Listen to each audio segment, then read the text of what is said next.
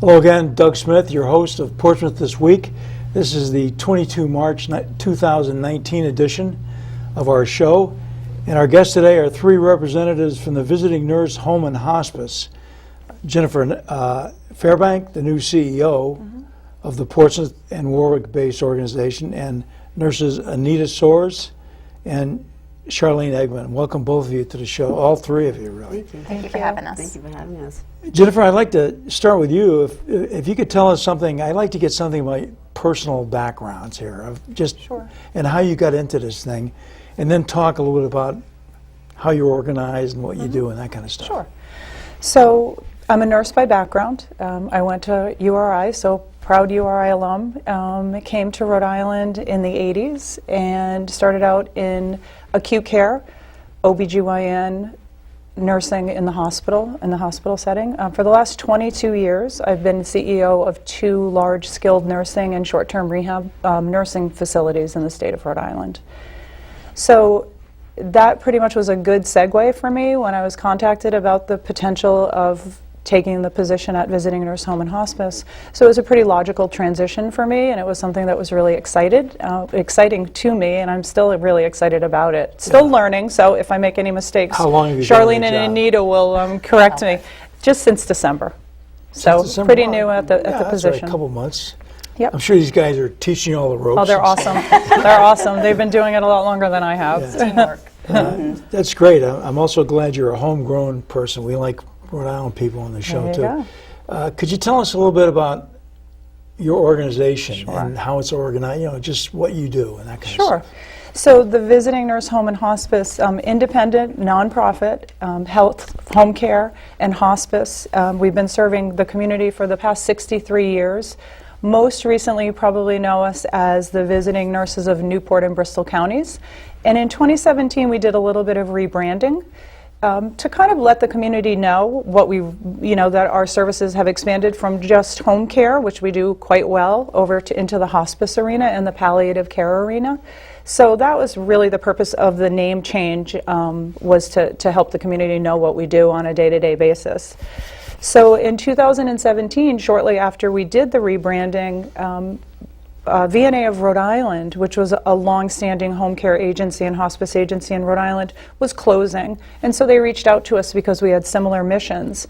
And we traditionally were in the Portsmouth area, and through that kind of transition into bringing on board the VNA of Rhode Island, their patients, their staff, and pretty much their territory, we now have expanded to about 90% of the state. Wow. So we have some pretty broad coverage. We now actually have a Warwick office. Our main office is still Portsmouth. Good. And that's where our hearts are, obviously, but we've expanded to the Warwick market, and we're really excited about that. Now, you guys also cover people in Massachusetts, like Fall River? So some southeastern Mass, we do have a small group of home care. We haven't expanded too much further past that, but that's definitely not out of the realm of possibility. Yeah, good. Well, I'm delighted whenever, number one, we get a business in Portsmouth that's robust and does well. Tell me a little bit about the kinds of services that you guys provide. So home care and hospice, it's that in itself. See, home care, like I'm not exactly clear on what home care Right. is in detail, but I mean, essentially it's most of the stuff you do are in the patient's home. Is that how it works? Correct. We usually start our transition on either the skilled nursing side or the hospital side. So typically it's patients that have had some type of an injury or surgery, or maybe facing some life-threatening issues, and on the hospice side. So we have a bunch of specialty programs. One of them, which is very unique to our office, our agency, is that we have a full-time pharmacist on staff. So that's a huge value to our patients, because one of the biggest reasons for patients to go back to the hospital is because they have challenges with their medications in their home. It can be very challenging. So having that pharmacist on staff is really a big added bonus for the agency and for the patients that we serve. We also do some telehealth, which is a little high-tech. It's kind of high-tech, high-touch. Wow. And so one of the things that we work with is patients that might have some cardiac challenges. So they're in the home. We supply a scale, blood pressure cuffs, pulse oximeters to measure the amount of oxygen in the blood. And there's a close communication between the nursing staff and either the patient or the family in the home, and kind of really looking at on a day-to-day basis how they're doing and making sure that they don't have challenges, and if they do, connecting them with the physician, changing their plan of care. All kind of, the big effort is really to help people stay in their home and to kind of head off any challenges that might result in an emergency room visit or a hospitalization. So those are really huge components of it. And then we have a great therapy department, physical therapists, occupational therapists, speech therapists, specialize a lot in joint replacement and orthopedics, do a lot of wound care, a lot of IV therapy. So some pretty high level stuff. Our staff is very well trained, and we do a lot of things that you probably wouldn't realize get done in a home. No, I can imagine that. Let's go back to the telemed thing for a minute. So people are hooked up to things and it's electronically generated to you guys, or? So we supply them with a bunch of different equipment. So they're going to weigh themselves every day. They're going to take their blood pressure. They're going to check their oxygen levels. And then they're going to have communication with the nurse at the agency on a day-to-day basis. And they keep working on different interventions to help them stay in their home, communicate to the physician. So it's not necessarily the nurse going out every day, but there's a communication there. You know, I've always wondered why people don't use Skype or something like that. That's I mean, then you could actually It's see coming. the patient, talk to them. You know, anyway. Yeah, just it's coming. Just a thought. I hope it is. It is coming. I hope it is. For sure. So you guys are really getting into the modern age then, I guess, with this stuff. We are. I guess the other question is, you know, medicine is interesting because of the permutations in insurance and stuff. For example, I was talking earlier about, I had a knee replacement last May, and I had a visiting nurse coming to my house for PT, and it may have been a couple of your guys, I don't know. But they were absolutely great. But I guess it seems like probably my insurance paid for that. Is that how it works? So it is in some cases. So there are a lot of different, obviously, potential ways for reimbursement to work. One of the challenges that we run into is, yes, the basics are covered by insurance typically, but they do kind of dictate the amount of time that we can be in the home. And limit the, And perhaps limit the amount of time they can be in the home. And some of the programs that I talked about earlier, the telehealth, the pharmacist, and those types of things, those are not covered by insurance typically. So what ends up happening, being a nonprofit, we rely pretty heavily on, obviously, donations, fundraising, those types of things. So we're really committed in the community to, whether it's reimbursed or not, to being able to provide those services, and we're very proud of that. Yeah, well, you should be. I think that's great. Do any people have grants for things like that? Do you have anybody that looks for grants? So yes, we do have a grant philanthropy person on staff, but again, it's pretty narrow field, and she's awesome at what she does, and it's always a challenge, but we continue to try to look. We have a great board of directors that's very, very supportive of what we do, and they help us as well. But we do rely on the grants and the fundraising, and I know we talked earlier about the fact that we have a fundraiser coming up on March 31st. We're excited about that. Yeah, why don't we talk about that Sure. for a second? Why don't you explain it? I'll kind of hold up the... So the chocolate brunch, I believe I'm still a judge, so I'm excited about that. So we have some chefs coming from local restaurants and some from across the state, and they're going to be creating a dish for all of us to judge. So that's going to be really neat. And they're vying for the top chef position. And so we're going to have some guest judges, and we're going to have some public input. And it's at the Hotel Viking, which is a great venue. We're really looking forward to it. 11 to 2 on March 31st.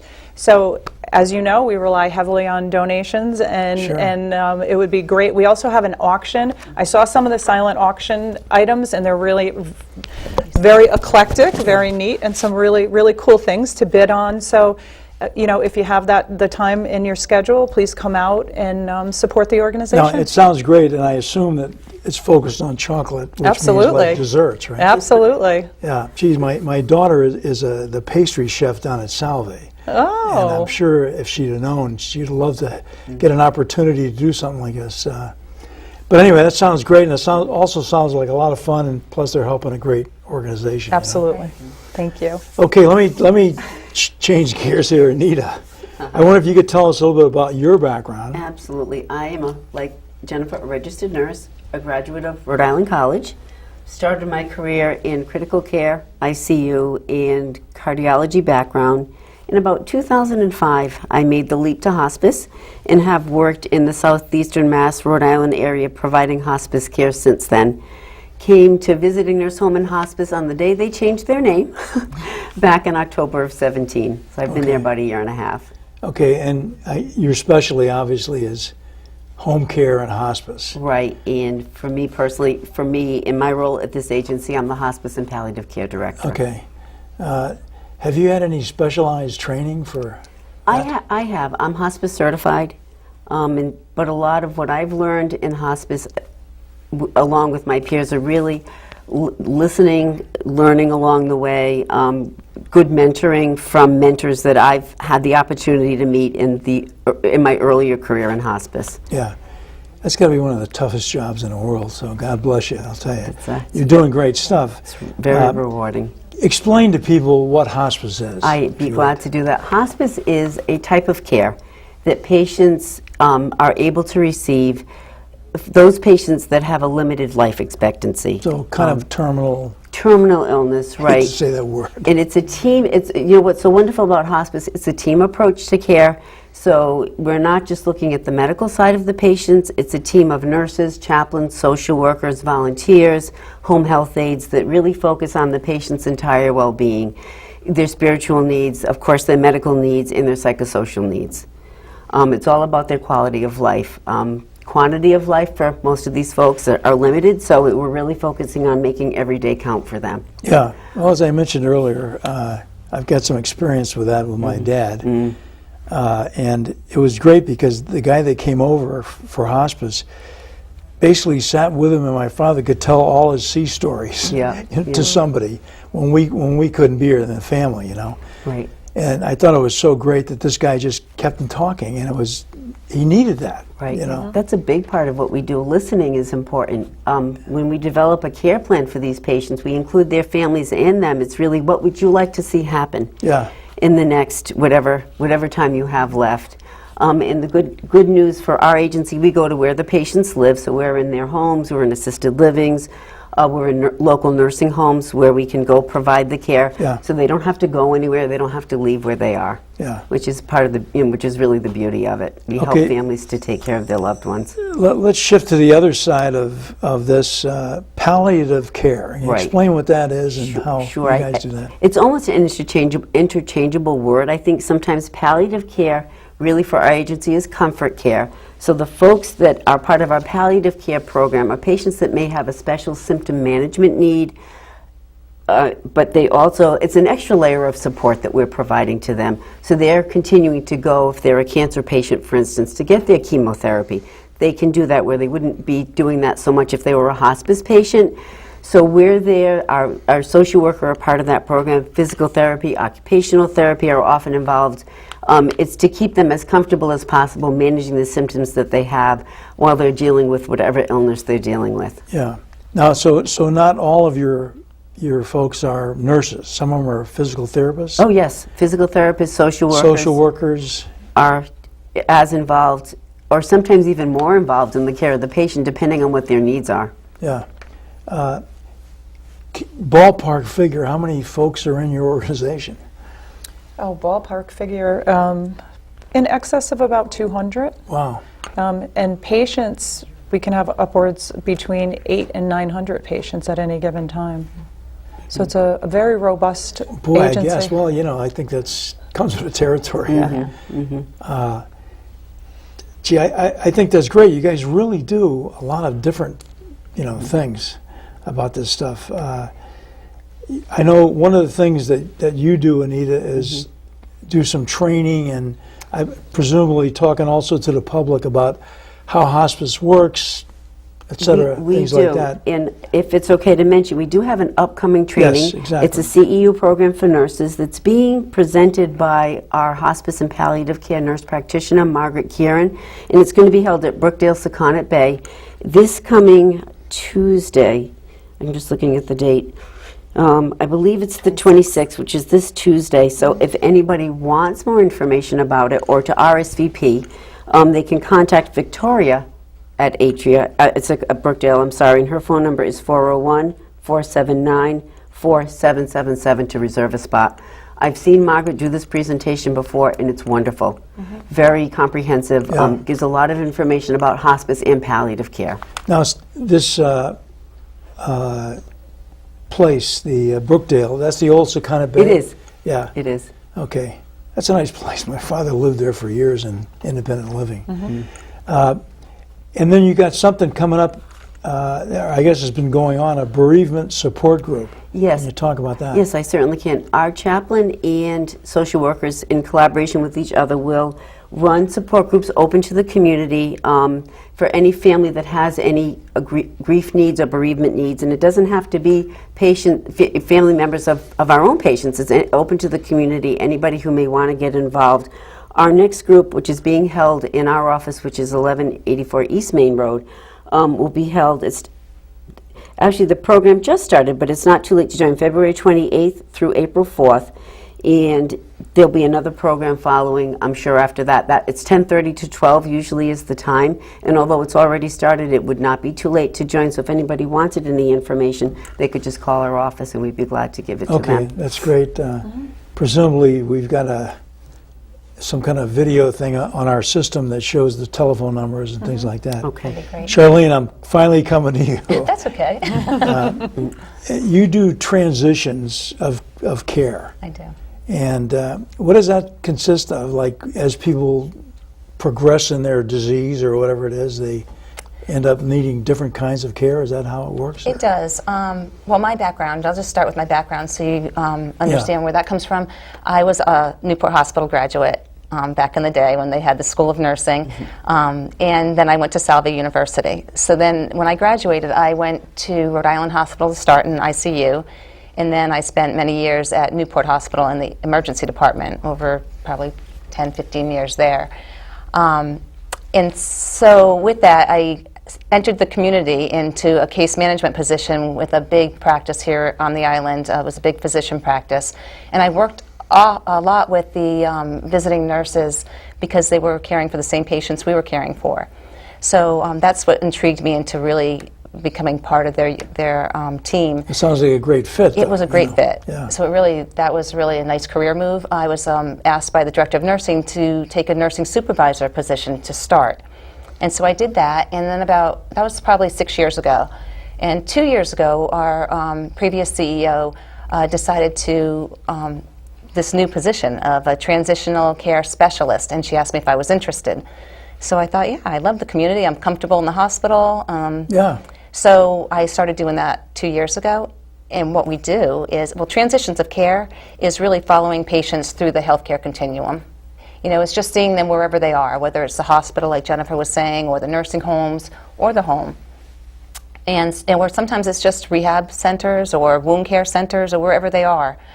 So what I do is I visit the hospital a couple times a week. I meet with our referral patients, and I meet with the case managers, and we discuss discharge plans. Are the patients going home? What are their needs going to be at home? Or often they're not going home. They are going to skilled nursing facilities, the nursing homes on the island, for more rehab. So I go to the nursing facilities, and I work very closely with all of our local nursing homes and the social workers. And we work through the discharge plan. I attend discharge planning meetings at the nursing homes, which is just this was an eye-opener for me, and I really love these meetings because it's collaborative. It's team approach. We sit around a table. It's very comfortable, just like this. Very comfortable. And we just we discuss goals for the patient, and the patient's involved. It's the healthcare team there. There's someone from their rehab, the nurses. Usually it's the nurse that's in charge of that patient, the social worker, it might be a dietitian, and the patient and the family members. And we look at the goals, what they've achieved thus far, and then what are they going to do when they go home. So my role and my goal is just to make sure that their transition is a very safe one and a good one, and that all the services that they need are set up. And I know Jen said that we had over 200 employees. We have over 80 just rehab, just in our rehab department, which is physical therapy, occupational therapy, speech therapy, and dietitians. So in these discharge planning meetings is really where we kind of fine-tune what the patient's going to need, and then I make sure that everything is set up before they go home. And our pharmacist has been a godsend to our agency. There's so many patients that end up in the hospital just from medication errors or on their own. I mean, they may be elderly, they may be visually impaired, or or maybe their doses are just not right for them at this point, and they end up in the hospital. So when they have this polypharm issues, we implement the pharmacist right away in the home. But what we've been doing recently, which is different, is I've started calling the pharmacist to meet the patient in the nursing home first, and starting to work that process right in the nursing home before they leave, so that the patient is comfortable. They're starting the education process, and then she's transitioning them home, and she's not new to them, because they have a lot of new faces, Now, how does that work, though, in a hospital when somebody, because they have nurses in the hospital, too, taking care of the patient. Do they call you in when they start thinking about maybe discharging? They send referrals. The hospitals, all the facilities, and even physician offices will send referrals to our intake department, and they, for whatever the patient needs, and then I go and meet them. So that's how I know about the patient. Yeah. Yeah, I'll tell you, you guys do a critical job here for the community. Thanks so much for all your effort. It sounds great, and it sounds like you're doing very well. Let me just ask you a little bit about what are the things that the biggest challenges to you guys moving forward? Let me start probably with you. You're in charge. What is the biggest challenge or the biggest problem you have going forward, do you think? Well, so I don't know if there's one. There's a multitude. True. Obviously, reimbursement is always a challenge. So when you're dealing with multiple insurance companies, Medicare, Medicaid, that type of thing. So that's always a challenge. You want to be able to provide the services to the best of your ability, but you're still a business, even though we're a nonprofit. We still do need to make payroll, so we need to be mindful of that. So that's a big challenge. The secondary challenge for us in some of our programs, like the maternal child health program, which is such a valuable program, and that's for new moms, is people refusing services. For whatever reason, there are people out there that are not comfortable with someone coming into their home. And to those people, I would say, give us a try and see what we can do for you, because there's so much value in the programs and the staff, and they're so committed, and they're just a wonderful group of individuals that just want to go out and help people. Yeah. In the home, some of the challenges Charlene touched on a little bit, not so much in Anita's population, but medication errors, falls, home safety, those types of challenges, so we're always dealing with those. People don't like change, and so when you go into their home and you try to go over and review safety issues with them, they don't want to pick up the carpets and they don't want to move things around to make their home a little bit safer. So those are all challenges that we face on a day-to-day basis, but overall, we do a great job, and I can't tell you how many. One of the great things for me has been the ability to reach out to the community with some of the grants that we have for patients that perhaps can't afford their medications. And coming from the for-profit side, for me, that was just like one of the best things ever, was to be able to write a check for somebody to go to the pharmacy and get their medications that they otherwise couldn't afford. So that's a really wonderful thing. So those are kind of in a nutshell. I have to say that just talking to all three of you guys, you're so enthusiastic, and that's deeply appreciated by elderly people. But I think it's great, and especially today when everything seems so complicated, you know, with the insurance, Medicare, Medicaid, yada, yada, and all that. And it's overwhelming for our elderly population. It is. They need the support. They It need is. people who care about them. It's just, it's such a rewarding job. Right, giving really them is. information, I think it's important. You know, they have so many choices out there, but just getting the right information so they can make the best decision for their health care, whatever that decision may end up being. That's so true. You know, if you guys ever need to educate people about upcoming events, but also just educate people in general about different topics, public access TV here. I mean, you know, and We you guys appreciate could, that. Yeah, we do. you Very guys much so. could think about coming on doing a show on hospice maybe or something. That'd be great. Sure. That would be That'd be great. wonderful. Thank You you. know, That would and be. again, I don't know who our audience is out there, long-suffering audience, but it's a way of getting the word out on things, you know. Let me just leave you the final word. What would you, if you had just a couple things to say to people, what would you tell people about your organization? And let me go back to you, and let me go 1, 2, 3, if you don't mind. Good reputation in the community. Long-standing staff is local. Yeah. They know the area. They know the community. They know the resources in the community. So I think that's one big advantage of where we are and who we are. Shirley. A lot of our staff were actually formerly working at Newport Hospital, so a lot of the patients know them when they come in, you know, when they go into their homes. So it's very supportive. It's a supportive agency. Okay, Jennifer, back to the... And I would definitely mirror those comments. And my probably what has struck me the most since coming to the organization, every single day I get, at least every single day, a beautiful thank you note from a family Yeah, that's in the right. community, supporting the organization and really talking to me. And as a new CEO, I can't tell you how that is just so Sure. important to feel that we're really touching people's lives and helping people Absolutely. stay in their homes and supporting their goals of care, and that just means everything. Well, let me add my thank you to everything you guys do. We're out of time, which we usually are. Thank you so much for coming in today, though. Thank you for And, having us. Thank you so much for like I having say, us. if we're here, we can help, we'd like to. We appreciate that. So thank you guys for being here. And Thank you. We'll see you guys next time on Portsmouth This Week. We've recently completed our 250th Portsmouth This Week show. That's a lot of Fridays. When we started back in 2012, our goal was to provide our audience with insights into the important topics facing our town and to introduce you to some of the many organizations and individuals that have made Portsmouth a great place to live, work, and play. This program could not have been done without our volunteer crew who have given their time to make this program happen.